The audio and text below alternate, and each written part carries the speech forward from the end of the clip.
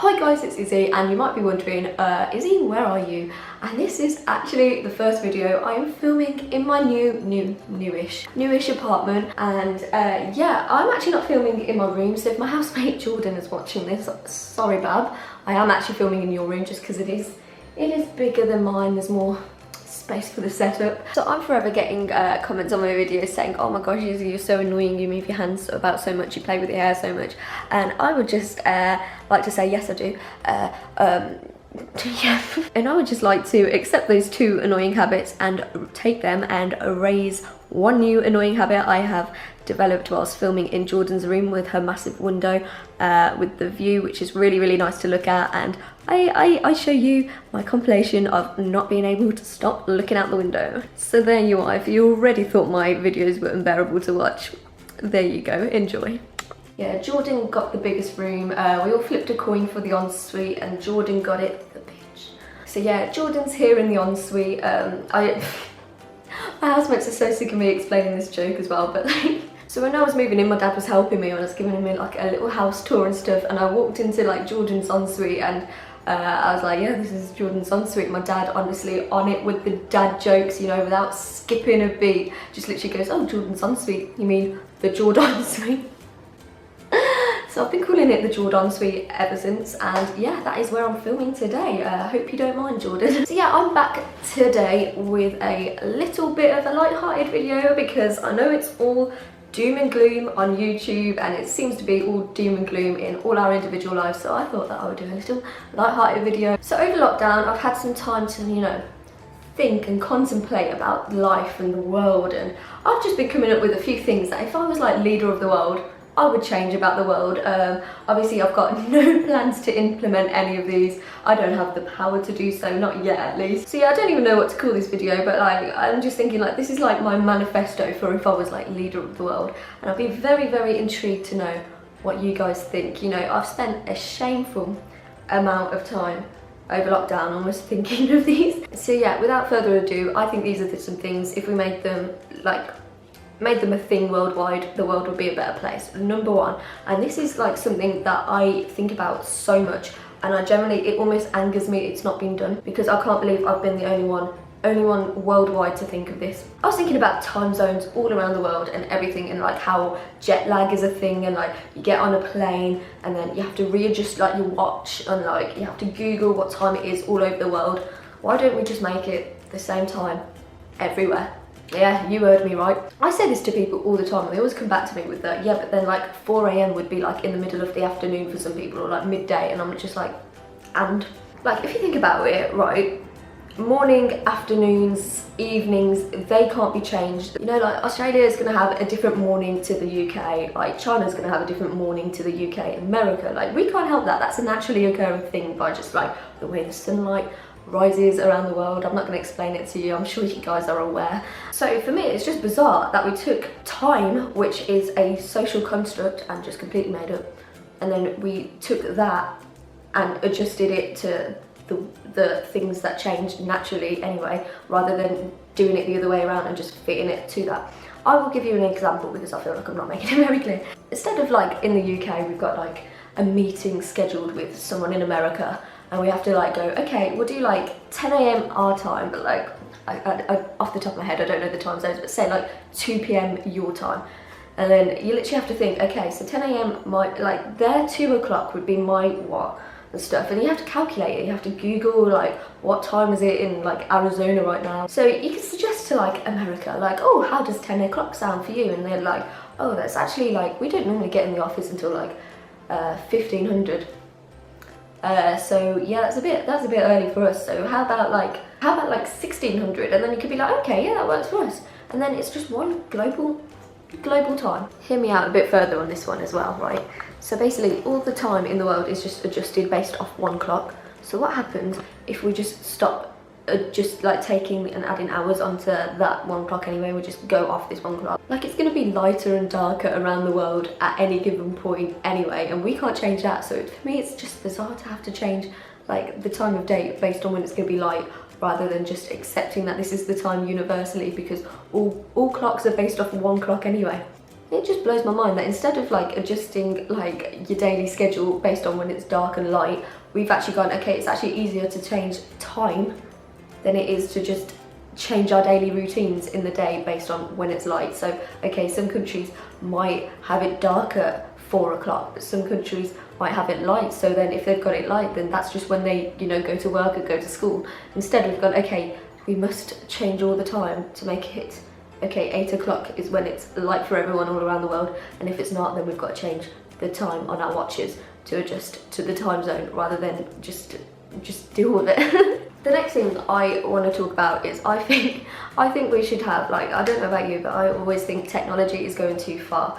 And that might just be my point of view because I still don't know how to, in the year 2021, sorry, use like Safari on an iPhone. But like, I think technology is going too far, and I just want to just not stop it completely, but maybe rein it in. Like, I want to have a say in some stuff that's invented.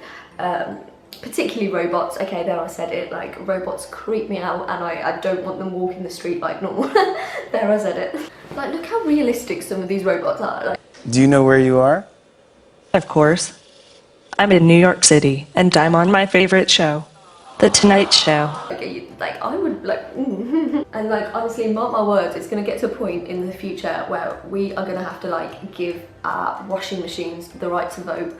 And I draw the line. Draw the line at that. So my manifesto for that would be, we should actually get a inventions committee where like people get together and vote about what inventions are allowed, because some of them they could, oh, I'll tell you what else creeps me out.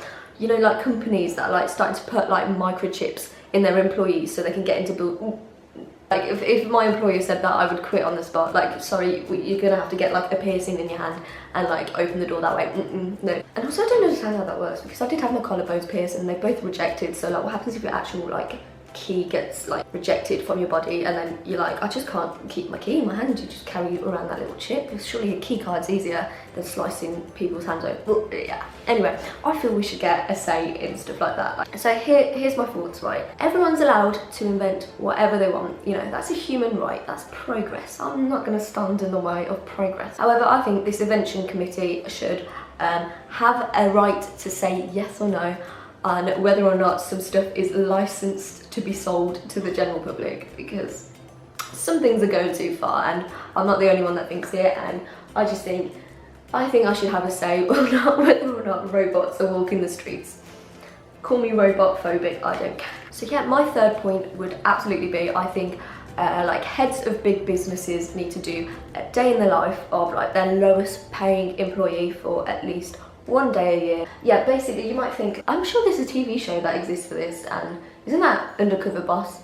And yeah, I'm gonna say basically, yeah, I did steal this idea from Undercover Boss pretty much. But the reason it's in my manifesto is because I'm saying to make it compulsory. Do you know what I mean? Like, employees have to do that. You know, Jeff Bezos needs to be like on the route in Amazon doing the deliveries and seeing how that's getting him, you know?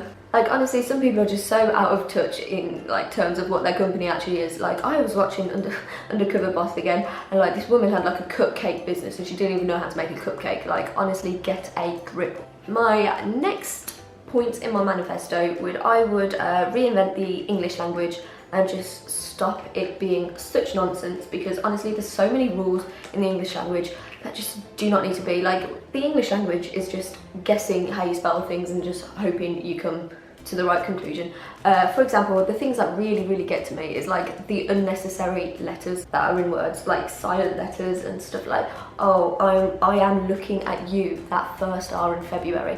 Like, I was embarrassingly old when I realised there was 2 R's in February. Look, I know this video is making me sound like I actually have about 3 brain cells, but honestly, look at this word February. Does there need to be that R there? Does it need to be there? Is anyone going about there saying February? Because if that's the case, I'll take it all back. Like, we can keep that R there, but like, if anyone if it's like me and just say February, not February, then I'll take it back. And also, oh, you know exactly which other word I'm coming for. I'm coming for the word Wednesday. It's not Wednesday.